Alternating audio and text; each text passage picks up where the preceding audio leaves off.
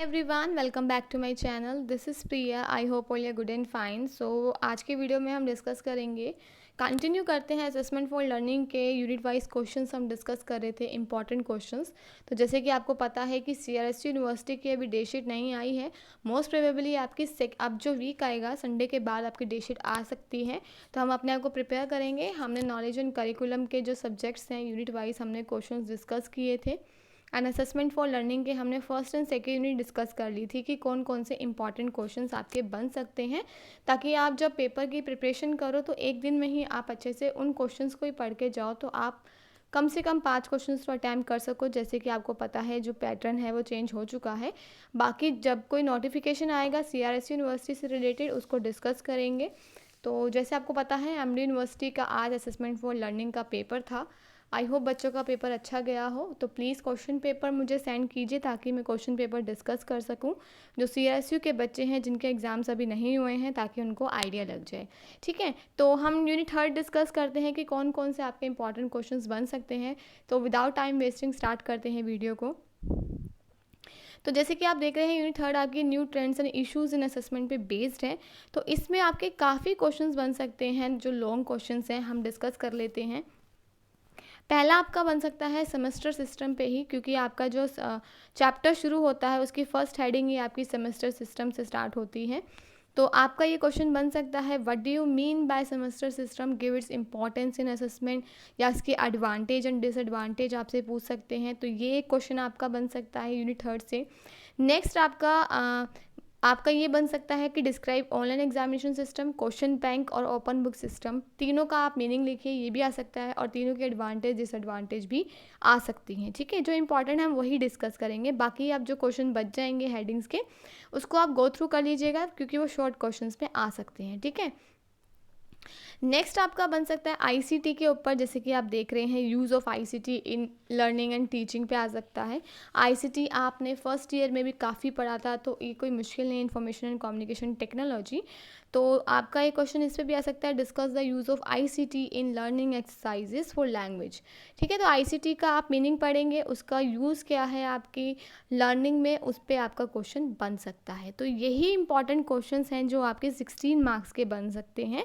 बाकी जो क्वेश्चंस बचते हैं, लाइक ये वाले टॉपिक जो है आपका इश्यूज इन असेसमेंट, इस पे आपका शॉर्ट क्वेश्चन बन सकता है, जो आपका फर्स्ट क्वेश्चन होता है, जो आपको कंपलसरी पहले वाले एग्जाम पैटर्न में करना होता था, बट आप पे अब चांस है कि आप कोई भी 5 क्वेश्चन कर सकते हैं। तो ये क्वेश्चंस आपके बन सकते हैं थर्ड यूनिट से। ठीक है, तो कौन कौन से बन सकते हैं, एक आपका सेमेस्टर सिस्टम पे बन सकता है, एक आपका इस question bank, open book system और ऑनलाइन सिस्टम पे बन सकता है।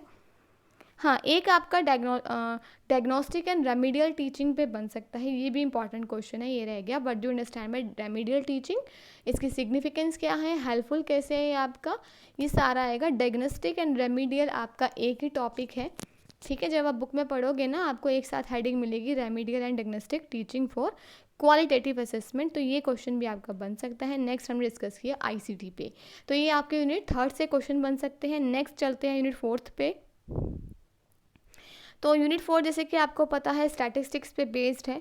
आपने 11th-12th में काफ़ी क्वेश्चंस किए होंगे। बार डायग्राम बनाए थे हमने, हिस्टोग्राम बनाया था हमने, मीन मीडियन मोड भी डिस्कस किए थे, पढ़ा था हमने स्कूल टाइम पे। तो ये आपकी यूनिट 4 सारी जो है वो इस पे बेस्ड है। थ्योरेटिकल क्वेश्चन भी आ सकता है इसमें से आपका, न्यूमेरिकल भी। न्यूमेरिकल आपका मीन मीडियन मोड से आ सकता है या स्टैंडर्ड डेविएशन से बन सकता है, उसको ज़रूर एक बार देख लीजिएगा। जो आपका बन सकता है थ्योरेटिकल, वो आपका स्टैटिस्टिक्स पे आ जाएगा कि what do you mean by statistics, क्या है उसकी इंपॉर्टेंस, क्या है एजुकेशन में। ठीक है, ये सब आपके बन सकते हैं 16 मार्क्स के क्वेश्चन, जो आपको पढ़ने हैं जब आपका एग्जाम होगा। उसके बाद आपका बन सकता है explain central of measure tendency. तो इसमें आप सेंट्रल ऑफ मेजर टेंडेंसी का मीनिंग लिखेंगे। फिर आप बोलेंगे कि 3 होते हैं मीन मीडियन मोड, मीन का मीनिंग लिखिए, उसका फॉर्मूला लिख दीजिए, देन मीडियन का मीनिंग लिखिए, उसका फॉर्मूला डाल दीजिए, एंड मोड का। ऐसे आपके पेजेस भी कवर अप हो जाएंगे और क्वेश्चन का प्रेजेंटेशन भी अच्छा लगेगा। ठीक है, तो 2 क्वेश्चन हो गए स्टैटिस्टिक्स पे, need, importance and meaning. Next आपका सेंट्रल टेंडेंसी पे क्वेश्चन बन सकता है। एक आपका नॉर्मल प्रोबेबिलिटी कर्व पे आ सकता है, जो कि है आपका ये वाला।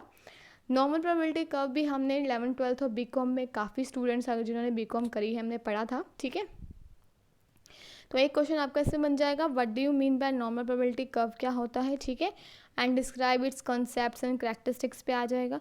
नेक्स्ट आपका कोरिलेशन का मीनिंग आ सकता है एंड टाइप्स ऑफ कोरिलेशंस आ सकते हैं, आप उसको भी पढ़ सकते हैं।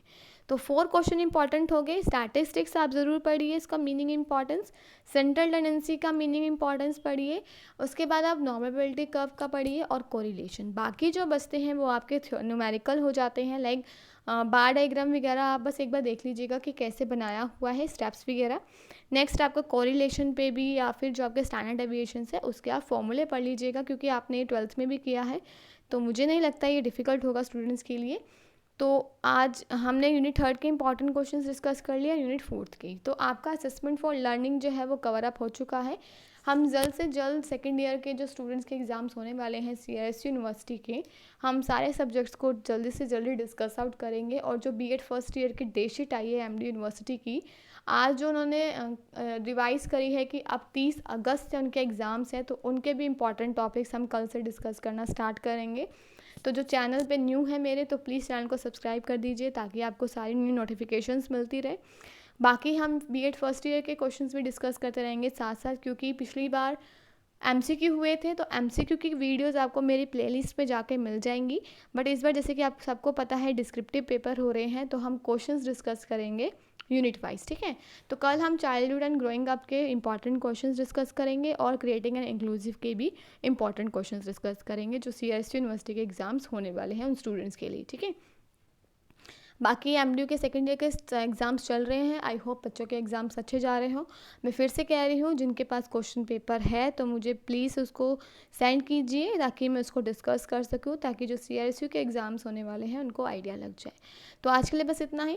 Thank you, have a good day, and please अगर आपको चैनल अच्छा लग रहा हो तो सब्सक्राइब ज़रूर कर दीजिए, लाइक शेयर कॉमेंट ज़रूर कीजिए, ताकि मुझे भी मोटिवेशन मिले, ताकि मैं और अच्छी अच्छी वीडियोज़ आपके लिए बना सकूँ। Thank you, have a good day.